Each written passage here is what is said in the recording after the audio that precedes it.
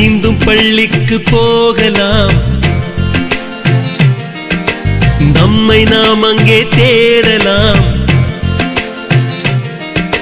Slate குச்சி கடன் வாங்கலாம், ஸ்லேட்டில் பேர் எழுதி பார்க்கலாம்.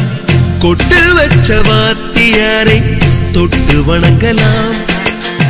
முட்டி போட்டு நின்ன இடத்தை முத்தம் கொடுக்கலாம்.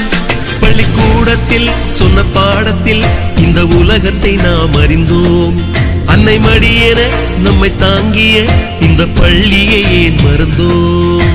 மீண்டும் பள்ளிக்கு போகலாம், நம்மை நாம் அங்கே தேடலாம்.